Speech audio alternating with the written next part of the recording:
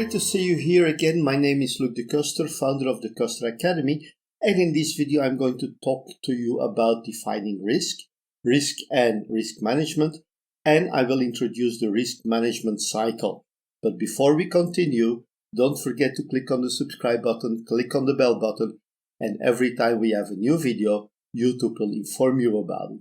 So let's have a look at project risk, and we're going to look at the definition according to the PMBOK 6th edition. Project risk is an uncertain event or condition that, if it occurs, has a positive or negative effect on at least one project objective, such as time, cost, scope, or quality.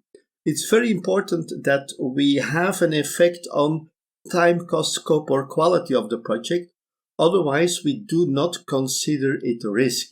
We may be a risk for something else. For example, there is bad weather in California.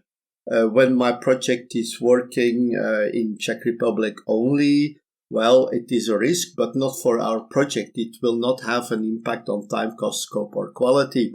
On the other hand, when we would have, for example, a person in Florida working on our project, and there is a kind of tornado happening in Florida or some bad event, some storm, in that case, that fact could be a project risk because it can have a positive or a negative in that aspect, probably a negative aspect on time, cost, scope, or quality. So there are different elements that we have to consider. On the other hand, we can talk about risk management, also according to PMBOK 6th edition. Project risk management is the art and science of identifying, assessing, and responding to risk throughout the life of a project and in the best interest of its objectives. So basically, we have to look at all those processes. We look at risk management planning, risk identification, qualitative and quantitative risk analysis, response planning, risk response implementation, and control. So it's all related to everything related to risk and risk management. We also have the risk management cycle, which was also changed in the 6th edition. In planning, we have plan risk management, identify risks, risk qualification, risk quantification, plan risk responses, and then we go to execution. Here we have the implementation of the risk responses, and basically the last element, monitor and control, contains monitor risks.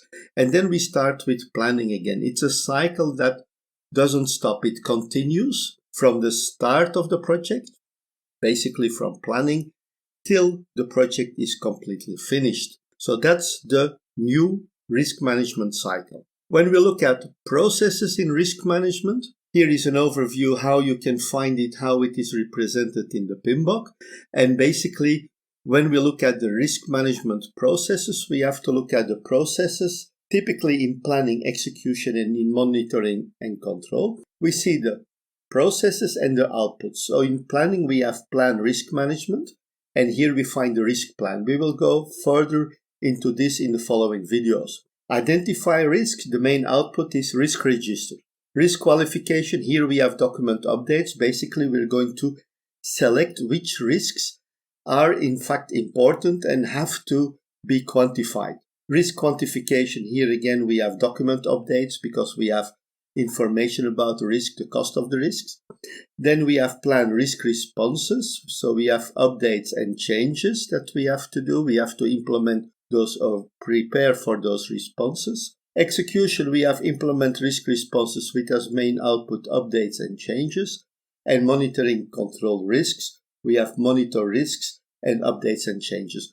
It's always good to understand what are the main outputs. We will come back to that when we will be looking deeper into the CAPM certification training or the PMP certification training. But some of them are changing. Certainly the PMP certification will have a different format than it has today. So that was basically what I wanted to say about risk management, the risk cycle, the risk management processes. And before you finish, don't forget to click on the subscribe button, click on the bell button, and every time we have a new video, YouTube will inform you about it. I thank you very much, and I'm looking forward to seeing you in the next video. Bye bye.